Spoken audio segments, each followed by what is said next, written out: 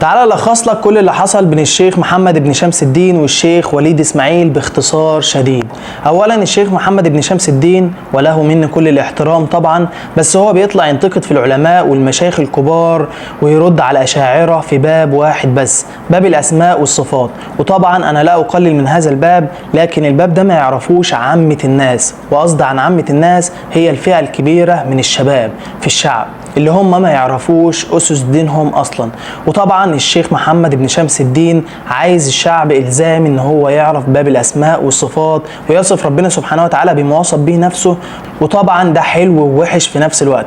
حلو إنك هتعرف ربنا سبحانه وتعالى حق المعرفة وهتعرف الحلال من الحرام، بس لطالب العلم اللي بيدرس علوم شرعية وعارف يفرق بين الحلال والحرام وعارف وفاهم دينه كويس قوي، عشان دماغه هتفهم باب الاسماء والصفات، مش عامة الشعب اللي هي اصلا مش عارف اسس دينه. فلما تقول له باب الاسماء والصفات وتقول له ربنا سبحانه وتعالى مستوٍ على عرشه، مش هيفهم الكلام ده. بس هو ده كل فكر الشيخ محمد بن شمس الدين. تعال بقى للشيخ وليد اسماعيل الملقب بالدافع. الشيخ وليد اسماعيل بيشوف ان المفروض الشيخ محمد بن شمس الدين ينشغل بالعلم اكتر من ان هو ينشغل بان هو يطلع ينتقد في العلماء والمشايخ الكبار اللي سابوا لنا علم لحد دلوقتي احنا عمالين ننتفع بيه. اكيد طبعا هم مش منزهين عن الخطأ، فلازم كل واحد فيهم هيكون عنده خطأ، بس الشيخ وليد اسماعيل شايف ان عامة الشعب هتنصرف عن دينها لحاجة هم مش ملزومة منهم اصلا. يعني ربنا سبحانه وتعالى مش هيجي يوم القيامة ويسألك انت، وبتكلم على عامة الشعب، مش هيسألك هل انا ليا يد ولا لا، مش هيسألك هل انا مستوٍ على عرش ولا لا. فربنا سبحانه وتعالى مش هيسألك الاسئلة دي كلها، ولو كان هيسألك وكان انت مسؤول منك انك تعرف الحاجات دي كلها، فكان اولى الناس بالجدال والمناظرات والحاجات دي كلها كانت الصحابة رضوان الله عليهم. وطبعا ما سمعناش عن اي حد اتكلم على ايام الرسول صلى الله عليه وسلم باي حاجة من دي خالص. وطبعا اللي حصل دلوقتي ان في طائفة من الشباب بتتبع الشيخ محمد بن شمس الدين وطائفة بتتبع الشيخ وليد اسماعيل، وعمالين يشتموا ببعض، وحصل فرقة بين المسلمين. وفي شوية شباب واقفين في النص اللي هو انا واحد منهم، مش عارف اتبع ده ولا اتبع ده، لان بحب الاتنين.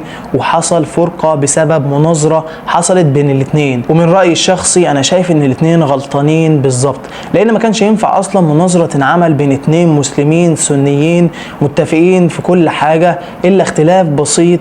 ما كانش ينفع يحصل ما بينهم مناظرة اصلا، لان المناظرة دي بتحصل بين اعداء الدين، ما كانش ينفع تحصل بين اتنين ليهم منهج واحد وماشيين على منهج واحد، لان حصل فرقة بين المسلمين دلوقتي. طبعا انا بناشد الشيخ محمد بن شمس الدين والشيخ وليد اسماعيل ان هم يسرعوا في الصلح ما بينهم، اولا عشان قول الرسول صلى الله عليه وسلم لا يحل لمسلم ان يهجر اخاه فوق ثلاث فيعرض هذا ويعرض هذا وخيرهما الذي يبدأ بالسلام.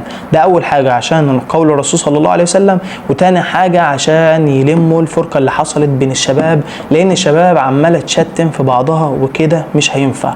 وطبعا بوجه رساله اخيره للشيخ وليد اسماعيل، عايزين نسمع بوم كتير الايام اللي جايه، وبحبك في الله. بس كده، ما تنساش تعمل لايك وتشترك في القناه وشير الفيديو عشان يوصل له. سلام.